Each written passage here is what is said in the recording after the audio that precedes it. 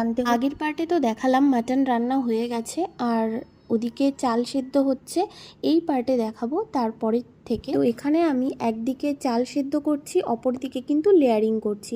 প্রথমে আলু, mutton, gravy সব কিছু দিয়ে দিলাম। আচ্ছা, এখানে একটা ইম্পর্টেন্ট কথা, অনেকেই আছে দেখবে বিরিয়ানি করার সময় ভাতটা অনেক আগে থেকেই রান্না করে রাখে। সেটার থেকেও ভালো হয় যদি একদিকে তোমরা এইভাবে লেয়ার করো আর অপর দিকে ভাতটা হবে গরম ভাত, যদি তুলে এভাবে দিতে পারো তবে বিরিয়ানির একটা ভাতও কিন্তু ভাঙবে না, ঝুরঝুরে খুব সুন্দর বিরিয়ানি হবে, নরমও হবে না।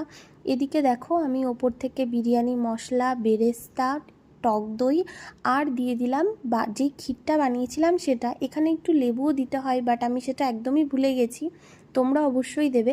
তারপর এই দেখো ভাত তুলে দিয়ে দিলাম। এর মধ্যে যদি একটু ফ্যান থেকেও যায় তাতে কিন্তু কোনো সমস্যা নেই। প্রথমবারে আমি দিলাম 70% সেদ্ধ চাল, তার ওপর থেকে দিলাম একটু বেরেস্তা আর একটু বিরিয়ানি মশলা, তারপর 80% সেদ্ধ চাল আমি দিচ্ছি। আমি কিন্তু এইভাবে দুরকম চাল দিই।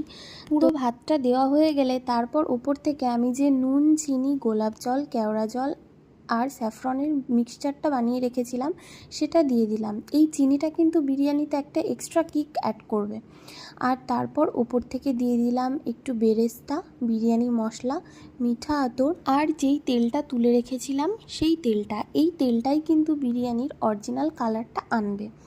তারপর আমি আটা দিয়ে কখনোই সিল করি না, আমার মনে হয় অনেকটা আটা ওয়েস্ট হয়, তাই আমি সবসময় উপরে কিছু ভারী দিয়ে দিই আর তলায় সবসময়ই এরকম একটা তাওয়া রাখি। এতে বিরিয়ানি তলায় লেগে ধরে না এবং একটা ভাতও নষ্ট হয় না। তো এটা খুবই ভালো হয়, তোমরা কখনো করবে।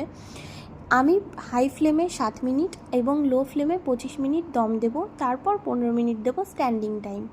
তো এবার দেখো বিরিয়ানিটা আমি খুলে নিয়েছি আর উপর থেকে এখন আমি দিচ্ছি ঘি। এর আগে কিন্তু আমি কোনো রকম ঘি ব্যবহার করিনি, এটা বাড়ির তৈরি একদম খাঁটি ঘি। এটা দেওয়ার পর যেন টেস্টটা আরও দ্বিগুণ হয়ে যায়।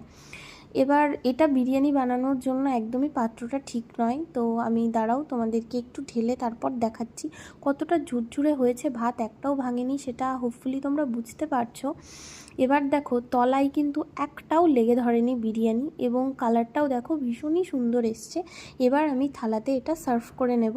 এখানে দেখো আলুটা কতটা সেদ্ধ হয়েছে এবং ভিতর অবধি ব্রাউনিশ পেঁয়াজের মধ্যে এটা ভাজা হয়েছে আর মাটনের ঝোলেই সেদ্ধ হয়েছে, তাই আলুটা এত সুন্দর ফ্লেভারফুল হয়েছে। আর মাটনটাও দেখো প্রেশার কুকার ছাড়া পুরোপুরি রান্না করা, ভীষণ সফট হয়েছে। আমি খুব একটা প্রেশার কুকারে মাটন রান্না করা পছন্দ করি না। আর রাইসের কথা কি বলবো, দেখো কতটা পারফেক্ট হয়েছে। তো রেসিপিটা ভালো লাগলে অবশ্যই লাইক করবে এবং চ্যানেলটাকে সাবস্ক্রাইব